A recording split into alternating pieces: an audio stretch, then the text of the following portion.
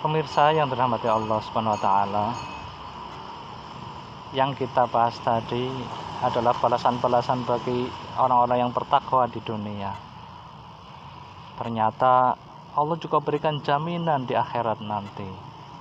Allah Subhanahu wa taala berfirman, "Wa may yattaqillaha yukaffir anhu sayyi'atihi wa yu'tim lahu ajra." Barang siapa yang bertakwa kepada Allah, maka Allah akan hapuskan keburukan-keburukannya. Allah akan hapuskan dosa-dosanya, dan Allah akan berikan balasan yang begitu besar.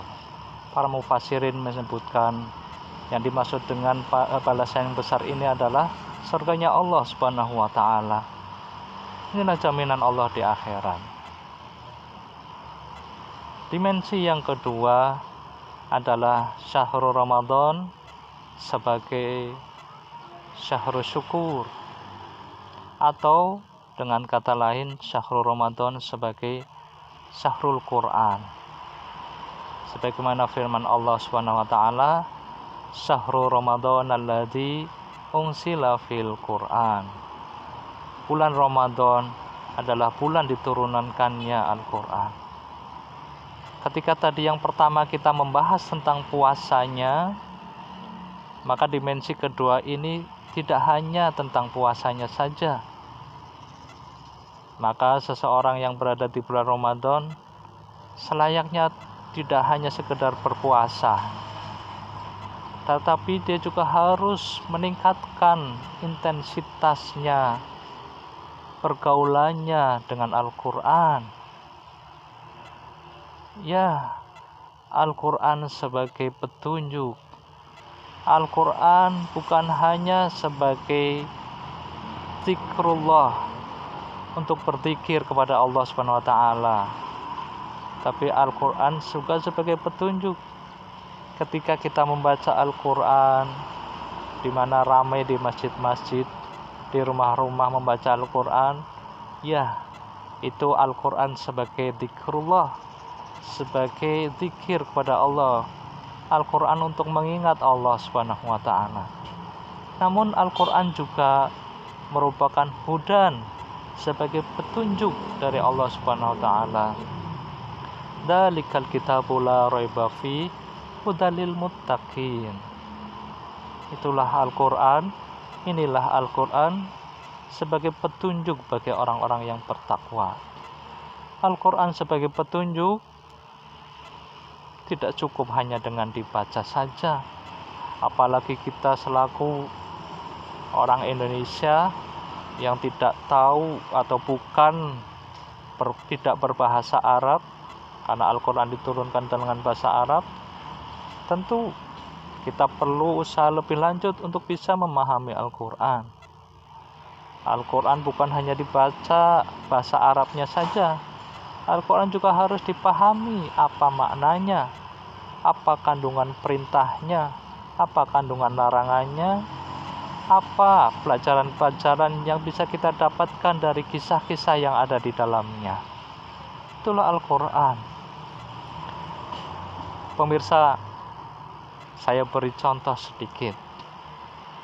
Apabila pemirsa dari Sulawesi mau berangkat ke Jakarta, kemudian disediakan petunjuk, ditulis menggunakan tinta emas, kertasnya kertas yang berwarna putih dan wangi, dituliskan di situ, kalau mau ke Jakarta maka pergilah ke Makassar terlebih dahulu.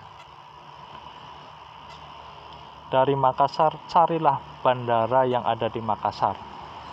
Kemudian belilah tiket pesawat. Pada saat jadwalnya, masuklah ke pesawat tersebut. Kemudian duduk di situ di dalam pesawat sampai kemudian muncul pengumuman dari maskapai bahwa pesawat sudah mendarat di Jakarta. Baru kemudian Bapak Ibu bisa turun dan sampailah Bapak Ibu di pesawat. Tulisan itu ditulis dengan tinta emas kertasnya pun harum.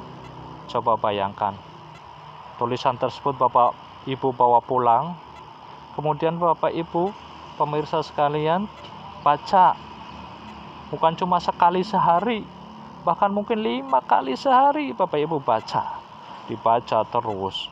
Kalau mau ke Jakarta, pergilah ke Makassar, setelah itu pergilah ke bandara, beli tiket pesawat, dan seterusnya, dibaca 5 kali sehari. Pertanyaan saya, kira-kira sampai nggak ke Jakarta? Tentu tidak sampai. Kenapa tidak sampai? Karena kita hanya membacanya, karena kita tidak mengamalkannya. Bahkan mungkin sebagian dari kita tidak memahami maksudnya apa. Jadi apa ini maksudnya? Harus ke Makassar, harus ke bandara, harus beli tiket pesawat. Apa itu bandara? Apa itu Makassar? Apa itu tiket kereta api? Maaf, apa itu tiket pesawat? Kalau kita saja tidak tahu apa itu Makassar, apa itu bandara, apa itu tiket pesawat, lalu bagaimana kita bisa sampai ke Jakarta? Tentu tidak bisa sampai, kan? Maka pemirsa yang dirahmati Allah SWT, mari di bulan yang suci ini, yang tinggal beberapa hari ini, mulai saat ini kita tingkatkan interaksi kita kepada Al-Quran.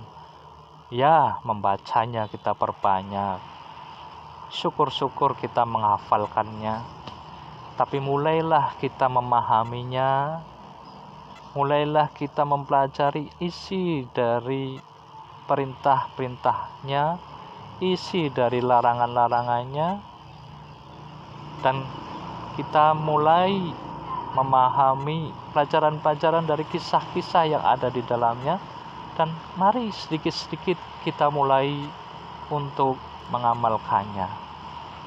Mudah-mudahan dengan kita mengamalkan Al-Quran tersebut, kita akan menjadi orang-orang yang bertakwa pula.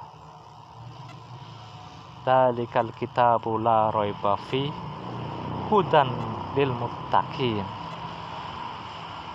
Barang siapa yang menggunakan Al-Quran sebagai petunjuk, maka orang tersebut akan menjadi orang-orang yang muttaqin, di mana balasannya sudah Allah Subhanahu wa taala jaminkan di dalam Al-Quran.